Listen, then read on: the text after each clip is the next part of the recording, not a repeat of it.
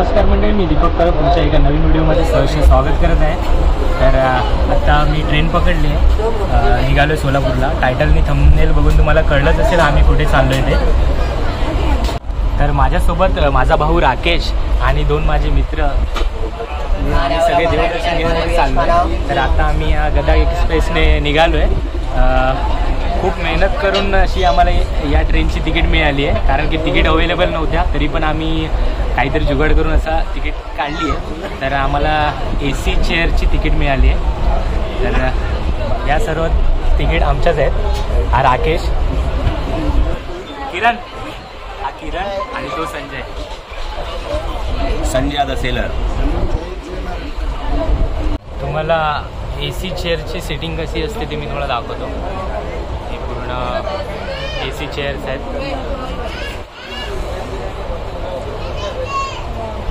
असे सेटिंग असतात चेअरच्या।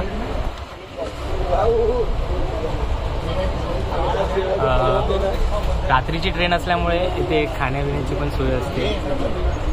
व्हेज बिर्याणी आणि व्हेज पुलाव, सगळं व्हेजच आहे, फ्री काय नाही। तुला काय पाहिजे? फ्री पाहिजे? हां, आमचा मित्र आहे संजय, तो स्पॉन्सर आहे आम्हाला। पूर्ण सोलापूरची पूर्ण ट्रिप संजय स्पॉन्सर करतोय। जर तुम्हाला रात्रीचा प्रवास करायचा असेल तर ही गदा एक्सप्रेस खूप छान आहे। सकाळी 5-5:30 पर्यंत ती आपल्याला सोलापूरला पोचवते। रात्री 9:20ला ती CSTवरनं सुटते। आम्ही आता दादरवरनं ट्रेन पकडली आहे। तर दादरला ती आली आहे 9:33ला। तिथूनच आम्ही ट्रेन पकडली आहे।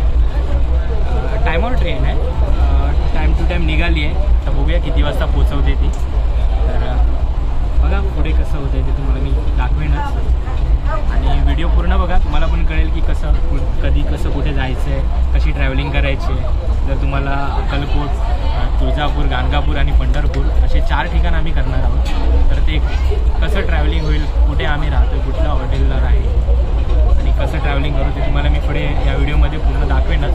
तर व्हिडिओ पूर्ण बघा। Mumbai Chhatrapati Shivaji Maharaj terminus junction superfast express. तर आत्ता वाजलेच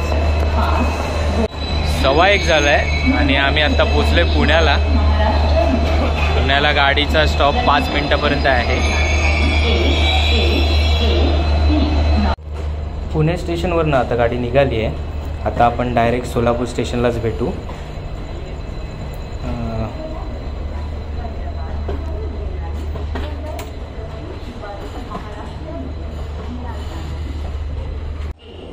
सोलापूर स्टेशनला आता आम्ही पोचलो आहे। सकाळचे 5:10 झाली आहेत। आता आम्ही इथून जाणार आहे बाहेर, कारण की आम्ही आधीच बुकिंग केली आहे एक रेंटल कार। ती आमचा मित्र संजय याच्या ओळखीने झाली आहे। जर तुम्ही अशीच प्रायव्हेट कार केली तर तुम्हाला कमीत वेळामध्ये तुम्ही सगळी तीर्थक्षेत्र करू शकता। आम्ही आता इथून पंढरपूरला जाणार आहे, तर म्हणून आम्ही आधीच बुकिंग केली होती। तर ते कारवाले काका पण आलेच असतील बाहेर, त्यांनी कॉल केला होता की आम्ही येऊन थांबलो आहे म्हणून स्टेशनला। तर आम्ही इथून बाहेर जाणार। तुम्हाला मी बाहेर पण इथे काही ऑटो रिक्षा किंवा ट्रॅव्हल्स असे काही ना काही इथे सुविधा आहे, ती मी तुम्हाला दाखवतो। कारण की इथून पण अक्कलकोटसाठी शेअर्स आहेत, शेअरिंग रिक्षा आहेत। तर तुम्ही जर डायरेक्ट येत असाल तर इथून शेअर रिक्षा पण तुम्हाला मिळतील। आम्ही मागच्या ब्रिजने आलो, त्याच्यामुळे आम्ही या साईडला उतरलो आहे। तर हा चौक आहे, इथून तुम्हाला अक्कलकोटसाठी आणि गाणगापूरसाठी इथून शेअर रिक्षा मिळतील। इथून पुढे चालत गेल्यानंतर तिकडे ट्रॅव्हल्स कार असतात। हे सोलापूर स्टेशन आहे, याच्या बाहेरून पण तुम्हाला इथून बसेस पण असतात। तर तुम्ही इथून बस डेपोला गेला तर तिथून तुम्हाला जाण्यासाठी खूप साऱ्या बसेस आहेत। तर तुम्ही इथून ऑटो करून बस डेपोला जाऊ शकता। तुम्हाला अशा ट्रॅव्हल्स गाड्या मिळतील जर तुम्हाला कुठे जायचं आहे। अक्कलकोट, तुळजापूर, पंढरपूर या साईडला जाण्यासाठी अशा ट्रॅव्हल्स आहेत।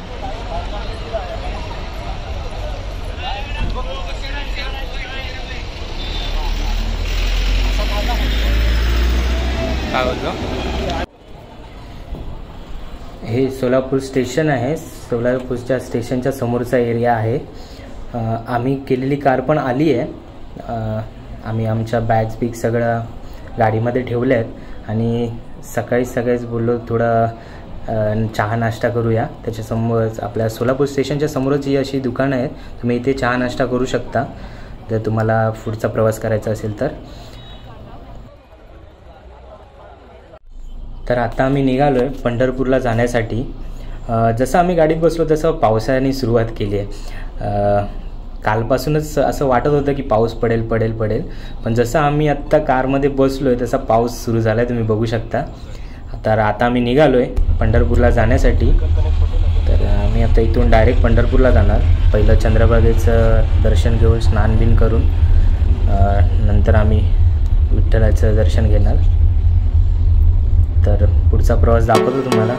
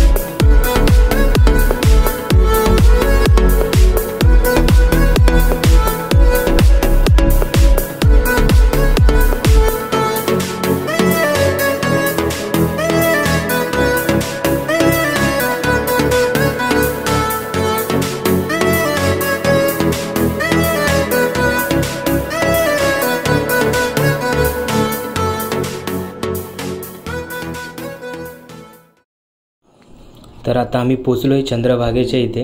आम्हाला गाडी पार्क करायची होती म्हणून आम्ही या मागच्या साईडने आलो. तर आता आपण इथून जाणार आहे चंद्रभागेला. चंद्रभागा ही भीमाशंकरपासून उगम पावणारी भीमा आपल्यासोबत माऊलीची इंद्रायणी त्याचबरोबर भामा आणि नरेला सोबत घेऊन पंढरपुराला चक्रकृती वळसा घालते. येथे चंद्रभागा हे नाव धारण करते. या चंद्रभागेचे महत्त्व सांगताना तुकोबाराय म्हणतात, अवघीच तीर्थे घडले एक वेळा चंद्रभागा डोळा देख लिये. असं बोलतात की चंद्रभागेचं एकदा स्नान केल्यावरती सगळी तीर्थे पावन झाल्यासारखी वाटतात. चंद्रभागेत स्नान करून पहिलं दर्शन भक्त पुंडलिकाचं घ्यायचं अशी प्रथा आहे. तर चंद्रभागेच्या पात्रात फक्त भक्त पुंडलिकाचंच मंदिर आहे. असं बोलतात की एकदा पांडुरंग भक्त पुंडलिकाच्या भेटीला आले. भक्त पुंडलिक आईवडिलांच्या सेवेत मग्न होते. पुंडलिकांनी विठ्ठलाला उभे राहण्यासाठी वीट दिली. याच विटेवर पांडुरंग आजपर्यंत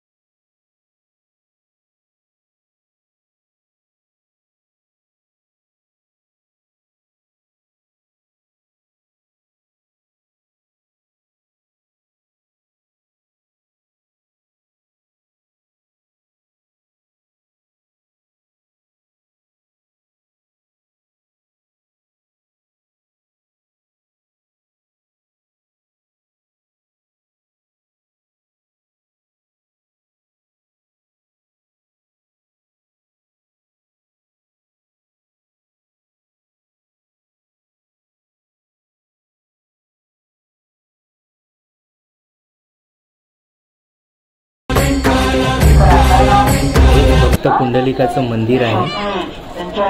चंद्रभागेत स्नान केल्यानंतर सगळे भक्त पहिलं दर्शन यांचं घेतात. तर आम्ही पण इथे लाईन लावली. जसं आम्ही इथे आलो तसा पाऊस पण सुरू झाला खूप सारा. त्याच्यामुळे काही गोष्टी मला शूट करता आल्या नाहीत. आणि इथे पण मंदिरामध्ये आतमध्ये फोटो शूट करायला परवानगी नव्हती. त्याच्यामुळे काही मला शॉट दाखवता आले नाही.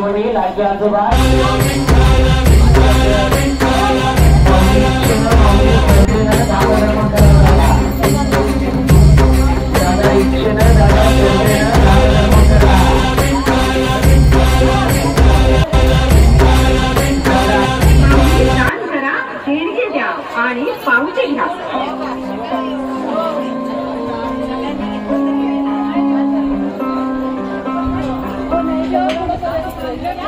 माऊली इच्छेनं माऊली श्रद्धेनं दान धर्म करायचा आहे.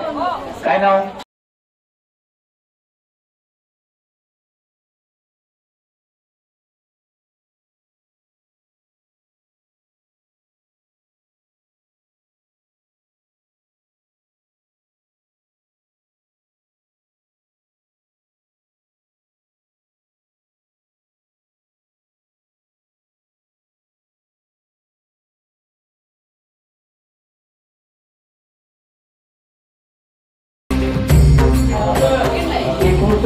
धन्यवाद.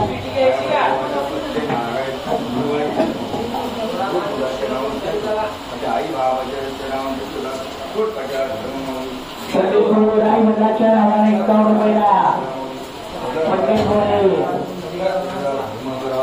51 रुपयाला. पुंडलिकाचं दर्शन घेऊन आम्ही विठ्ठलाच्या दर्शनासाठी लाईन लावली. खूप असा पाऊस होता तरी पण दर्शनाची रांग तुम्ही बघू शकता किती गर्दी आहे. कारण की भक्त विठ्ठलाचे दर्शन घेण्यासाठी पावसात उभे होते. कोणीच हल्लं नव्हतं. तर आम्ही पण आता लाईन लावले. पूर्ण भिजलो आहे आम्ही पण. खूप छान वाटतं आहे. खूप प्रसन्न वाटतं आहे. अशी ओढ लागली कधी आम्हाला विठ्ठलाचं दर्शन मिळतं आहे. तर आम्ही आत्ता लाईनीत आहोत.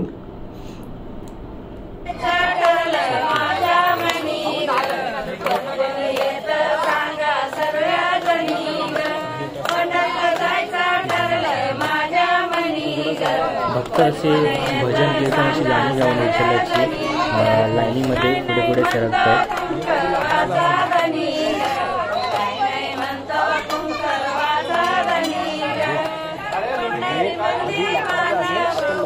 जिथून लाईन चालू होते तिथून विठ्ठलाचं मंदिर हे 2 किलोमीटरपर्यंत तरी असेल. तरी पण भक्त सगळे आनंदात गाणी बोलत बोलत विठ्ठलाचं दर्शन घेण्यासाठी रांगेत उभे आहेत.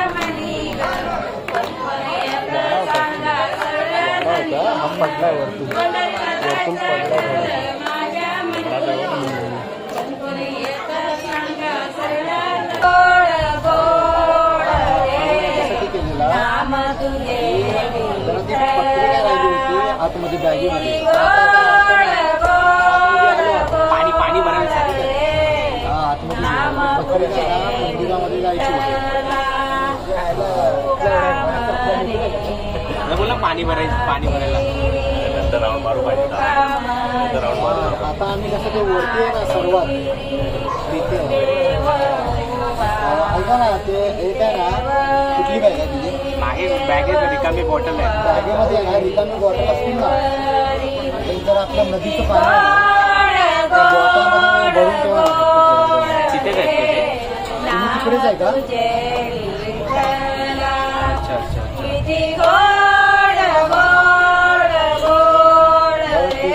जेव्हा आम्ही मंदिराच्या बाहेर आलो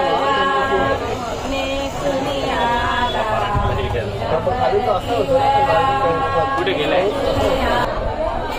म्हणजे दर्शनासाठी लाईन लावून कसं वाटतं तुम्हाला? म्हणजे लाईनीमध्ये असं दर्शन घेणं खूप छान. इकडचं वातावरण पण खूप छान झालं आहे पावसामुळे. आणि दर्शनासाठी पण खूप गर्दी आहे. आम्ही चाललो आहे लाईनमध्येच आहे.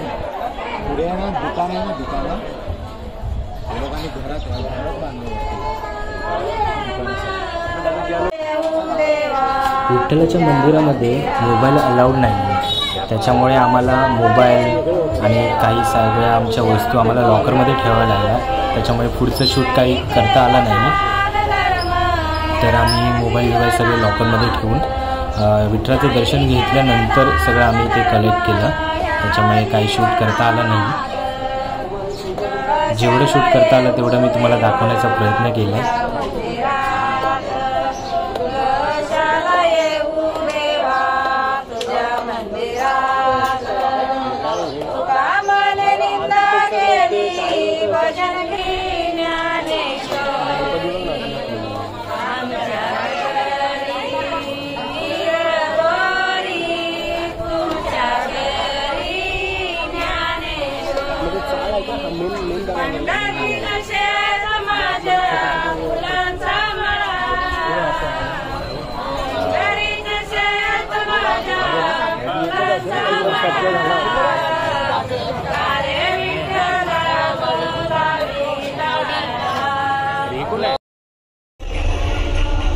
दर्शन घेऊन झालं आहे आमचं. आत्ता आम्ही दर्शन घेऊन निघालो आहे पंढरपुरातून.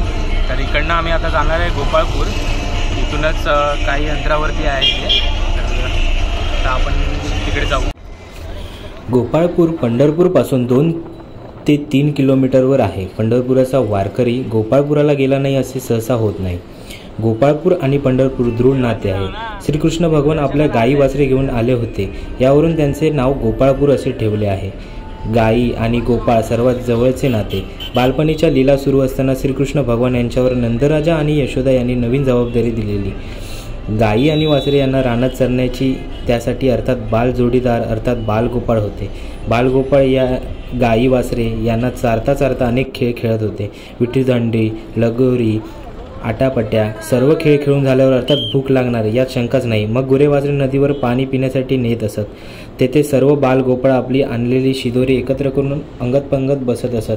कोणी दही, ताक, लोणी शिवाय वेगवेगळ्या प्रकारची भाकरी एकत्र करून जेवत. गायी वासरे पाणी पिऊन मस्तपैकी झाडांच्या सावलीत रवंथ करत बसलेली असत. असाच प्रकारे श्रीकृष्ण भगवान एकदा गोपाळपूर या ठिकाणी आल्याबद्दलची कथा आहे. गोपाळपुराला श्रीकृष्ण भगवान यांच्या अनेक आठवणी आहेत. गोपाळपूर मंदिराचे खास वैशिष्ट्य म्हणजे सर्व बाजूने तटबंदी आहे. तटबंदीवरून लंगडी घालत जाऊ शकतो. गोपाळपूर या ठिकाणी अजून काही लोक गायी घेऊन बसतात आणि गायीला चारा घालण्याचा आग्रह करतात. या सर्व जुन्या आठवणींना उजाळा देण्यासाठी. हे गोपाळकृष्ण मंदिर आहे. इथे मोबाईलवरती व्हिडिओ शूट करायला परवानगी नव्हती. त्याच्यामुळे जास्त असं मला काही दाखवता आलं नाही. कुठंतरी दाखवायला देणार नाही, कुठंतरी दाखवतो.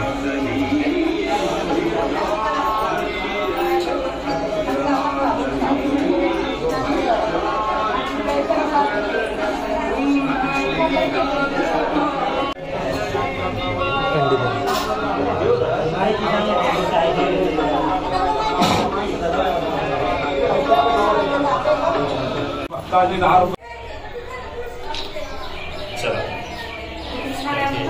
चुली काठवट हे